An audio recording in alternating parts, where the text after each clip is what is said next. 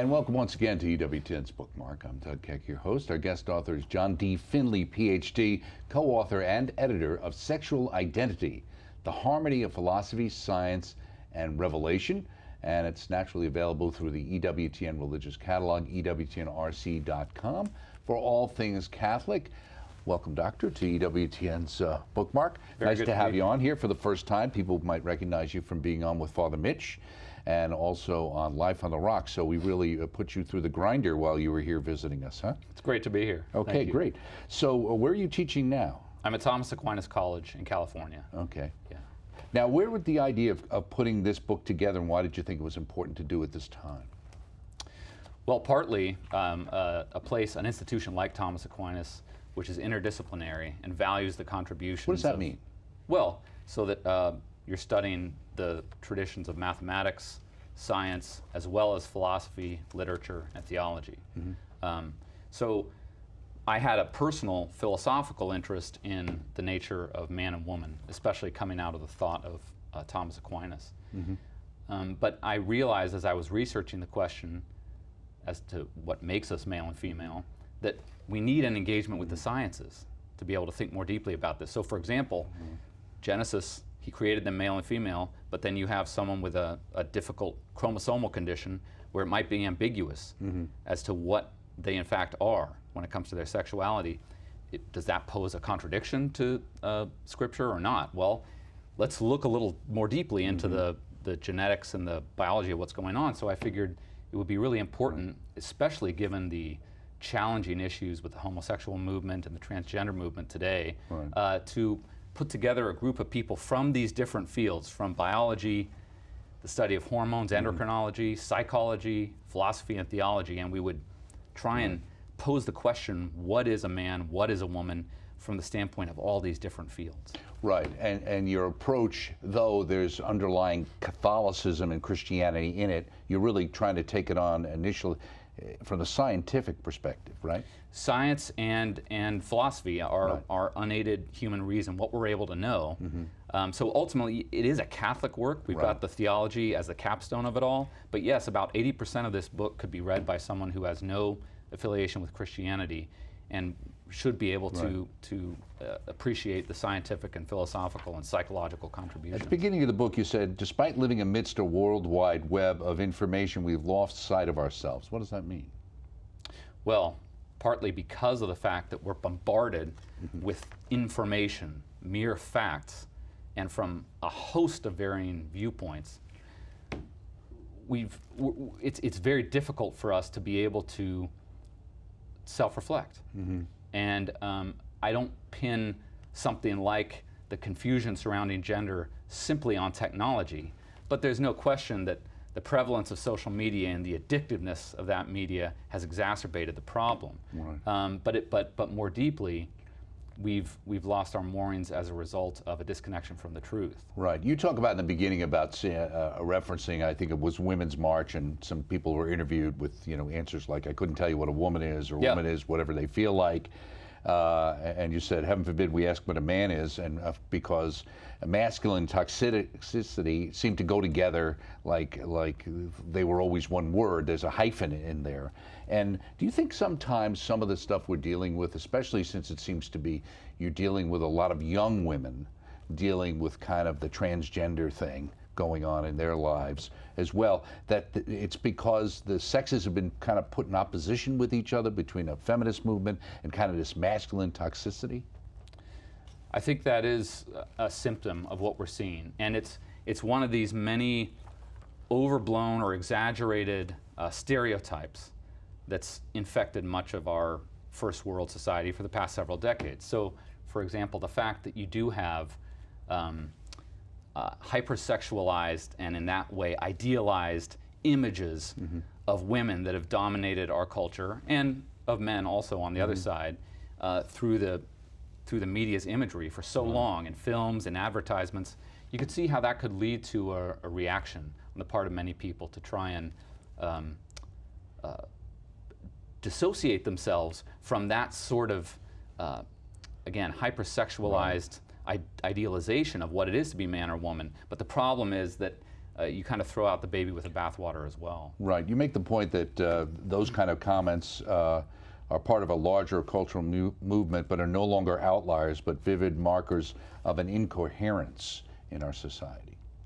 Yeah. So this is a huge issue that, and John Paul II spells this out really nicely in his encyclical Fides et Ratio, that when he goes back to Genesis, to the story of the fall, and sees that there's a fundamental failure in the fall on the part of human reason, as well as, of course, this disjunct between the man and the woman that take place. Mm-hmm. So it shouldn't surprise us that problems linked with sexuality, with the man-woman relationship, should be accompanied by a kind of failure in rationality.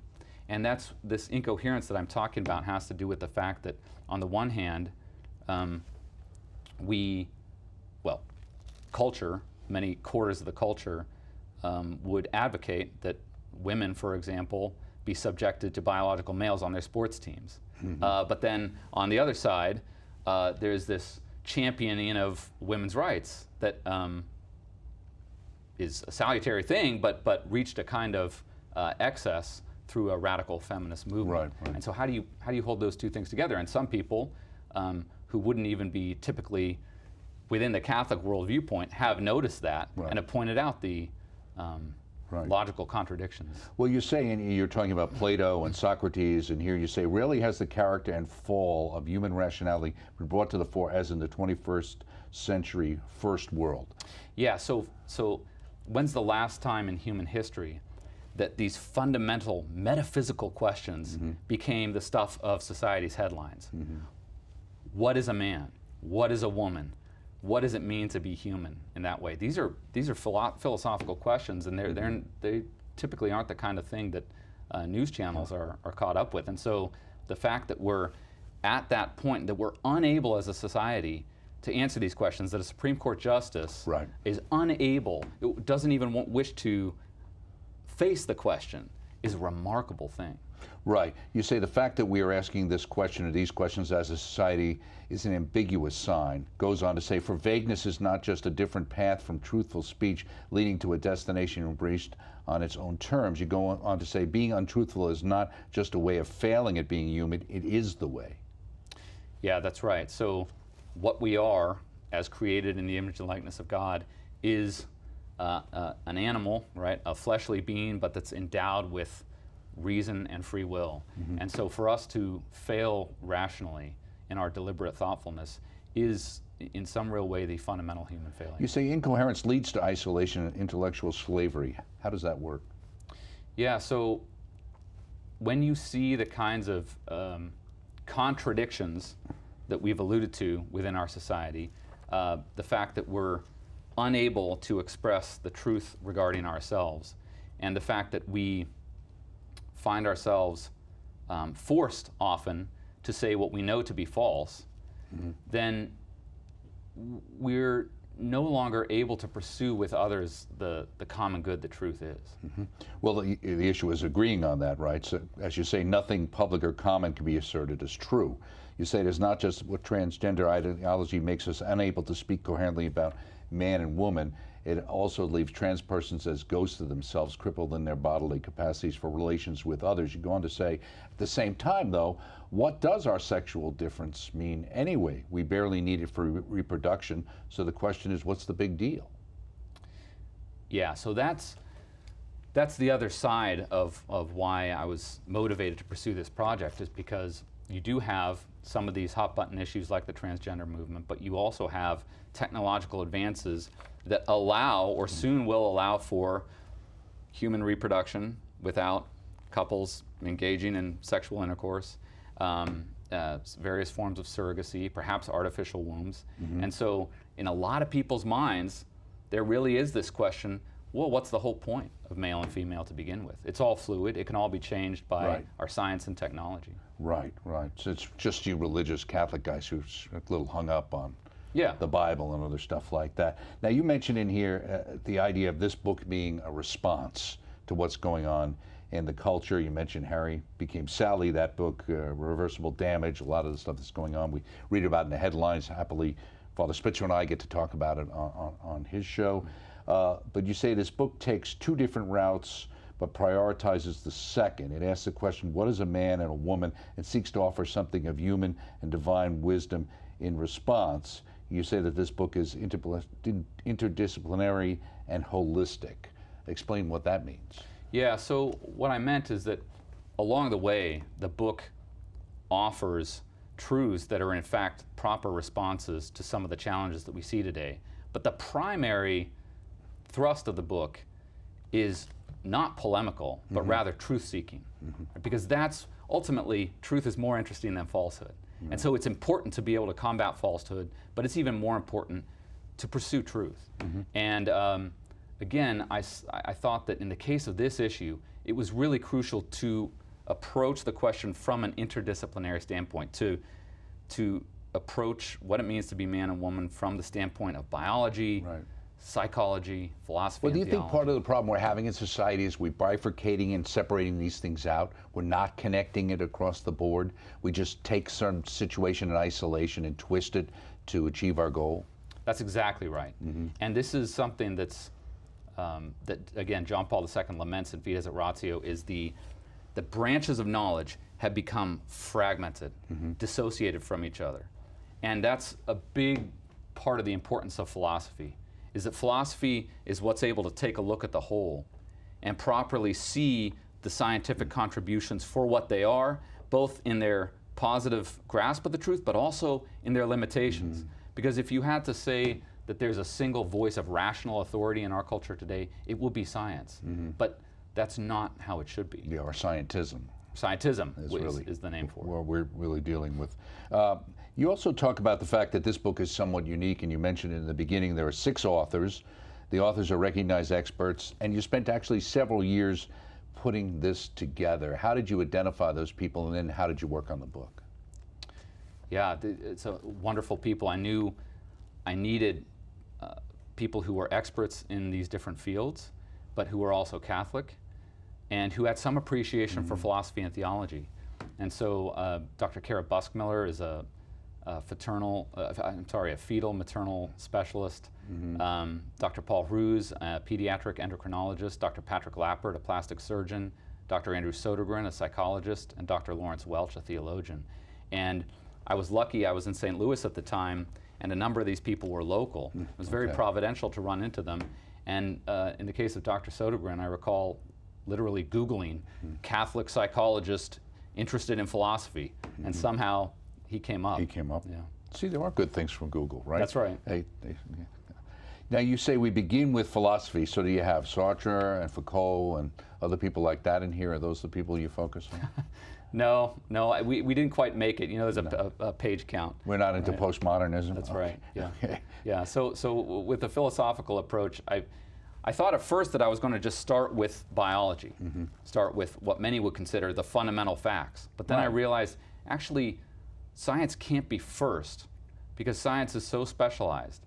What needs to be first is a kind of every man's philosophical take on things. So you might imagine Peter Kreeft or C.S. Lewis, that type of philosophical take on the reality, on the question what it is to be man or woman. And so that's the opening chapter, and then we move into the science. Yeah, and chapter 3 focuses on sexual difference from a psychological point of view, considering the ways in which men and women perceive, think, and respond, behave.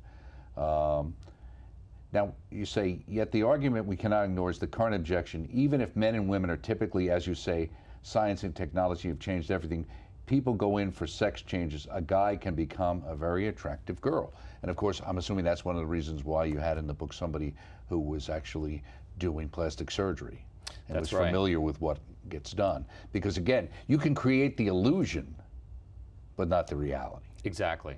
And that's that chapter is in some way the most fascinating, but also the most difficult to read, because it goes into some of the more graphic details regarding what these attempts, these surgical attempts, look like, and the ways in which they're so clearly forced and artificial and do great violence to the person. Right. So the chapters form a unity from the everyday to the eternal, and you go on to say our style is deliberately not academic. How do you achieve that goal? It's difficult, especially since all of us PhDs or academics. We're used to doing right. our research and talking to about 5 other people in the world. Right. So that's why we needed to spend a lot of time meeting with each other, reading each other's works, learning each other's languages, and also constantly reminding ourselves that we have to address a broader audience. So trying to remain substantive, but also in an accessible voice. Right. It's not easy. Right now, and since you are dealing with interesting topics and deep topics, you actually have set it up so you have like a conclusion in each chapter, sort of, and then review points. That's right. I thought it was important to have a series of review points at the end of each chapter. And I would imagine that it'd be the case with this kind of book, that it'll be rare for someone perhaps to read it cover to cover, but someone who's less familiar with the sciences might flip to the biological chapter or to the psychological chapter. And conversely, someone who's less familiar with philosophy might flip to a philosophical chapter in order to see what... Or do what a lot of people do these days. They go and look at the answers in the back of the book, and then they go, oh, okay, this sounds interesting. Let me figure out how you got to that answer. Sure. Sort of something like that. You do say, and this, without man and woman, the human race does not exist. Without the capacity for truth, we are not human. Is that your philosophical position? Well, absolutely. So our relationship with truth involves interpersonal dimensions, right? We learn from others. From the time we're little kids, we would never come to learn anything were it not for our parents, our loved ones, and those around us. So again, there's a deep connection between our pursuit and engagement with truth and our lives as social beings. And of course, it's the man-woman relation is the paradigmatic form of our being social. Why do you think that changed so much, and kind of the androgynous kind of approach? Is that kind of like a science fiction kind of futuristic view of society, Brave New World and stuff like that? It's an interesting question. It would make sense to me to think that as we approach a state where many people are thinking that the human consciousness will be uploaded into AI, so to speak, or where AI itself will become somehow aware, self-conscious, that our bodiliness, the bodily side of what it is to be human, will simply become extraneous and accidental. And so then maybe it's been that way all along, is the sort of the message you We've hear. evolved to understand it better. Right. So that's this progressive approach to, we're getting better every day. You say near the end in your section here, in particular, sexual identity is essential to the male and female self. Culture is the natural arena in which such identification occurs. Yeah, so I thought it was very important to talk about self-expression and self-identity, because this is a banner under which much of the transgender movement has organized itself, right? Is that, well, I feel this way about myself, I'm conscious of myself this way, so I need to express it, and others need to validate me in that self-expression. And so the point I was trying to make is that it's true that self-awareness and self-expression is absolutely central to being human. Right? That's part of what it is to be rational. But that self-awareness is predicated on, it piggybacks on what we are truly in the first place, right? And so if I'm Irish by heritage, well then as properly human, I'm self-aware of myself as Irish, right? And the same is true of being man or woman. We can't divorce what we actually are from our self-awareness of that fact. Yeah, you also talk about in here, intersex conditions do not present alternative sexes since they are partial or deficient manifestations of male or female sexuality to begin with. I mean, I don't know how many times you get the people with the hermaphrodite stories or some other thing as to justification, you know, the exception that proves that somehow it's okay. Yeah, so this was something, even in my philosophical writings, I realized, well, this is an interesting question. What do we do with some of these cases of what's called true hermaphroditism, right? Where there's even at the chromosomal level, there's ambiguity. And of course, this is a very challenging condition for a person dealing with that situation. But you can see that that kind of condition, even if we're unable to determine whether the person is male or female, that condition involves precisely a loss of something. I see. Some sort of infertility, a lack of a fundamental human ability, which means that it doesn't count as just a third way of being. Right. It's a problem. It's a deficiency. Or I was born in the wrong body kind of approach, which Yeah. shows up in here with that idea. This was also interesting, too. The notion of gender as truly separate from biological sex is incoherent. You say, now I remember growing up in the 60s and the nuns teaching us about gender. It had something to do with English and how we did language. Yeah. Then all of a sudden it showed up in sociology or whatever. Right. So it achieved prominence, interestingly, when the word sex in English became primarily used just to refer to intercourse. Mm-hmm. Then gender started taking off as a word that had to do with cultural and social expression, merely, as though that could be divorced from the biological reality. And one of the points I try to make about culture is that we see in the realm of human sexuality the natural bridge between the individual person, the self, and the person as social, right? So intercourse, pregnancy, family, these are all realities that are both biological but also cultural and social. And we've got to we've got to retain our awareness of that. Otherwise, we're going to be forced into this notion where we think there's just us, the individuals, and then these artificial constructs that make up society and culture. And that's what a lot of people have bought into. In the chapter, moving ahead into biology, from a merely biological perspective, it's not possible to change one's sex. That's right. But Because people think it is. and this is something where, again, it's so important to just know some of the basic biological facts, which even many well-intentioned Christians don't know. So, for example, the fact that the XX or XY, the female or male genetic pattern, is found in every cell of your body, that's an amazing reality, right? So in order to actually change one's sex, you would have to change a person's entire bodiliness. Right, I don't think, yeah, and that's why you say sex is determined at the moment of conception and cannot be changed, because you hear this idea that, well, they're assigning, male or female at birth, and they shouldn't be doing that. But the biology is assigning who Exactly, it the is. biology is there. Right. And sexuality is, this is a very important point, it's an aspect of our being that runs through the whole of what we are. So again, it characterizes every cell in our body. It characterizes behavior, and that's what the psychology chapter is about. It characterizes our vocation, our fatherhood, our motherhood, whether that be biological or adoptive or by way of mentorship. And it characterizes the way in which we image God. Right. In the psychology of the sexual difference, mentioned that studies in newborns and adults indicate that females typically show greater interest in people while males show greater interest in things. Oh, there is a difference. It is complementary. Yeah.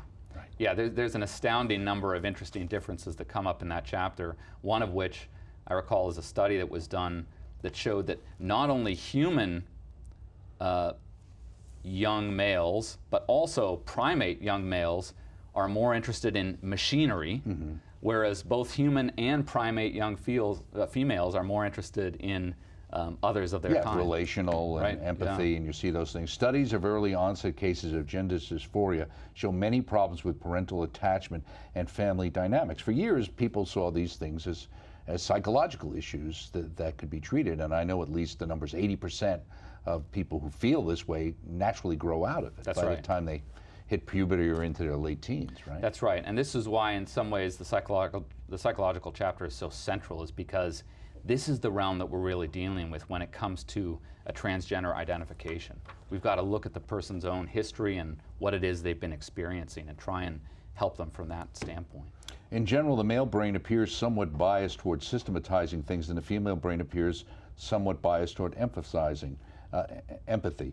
And this I thought was interesting. Men and women seem to differ in their inclination towards various dimensions of religion. I'm assuming that's why you see the men smoking cigarettes outside the church and the women are in the church a lot of times.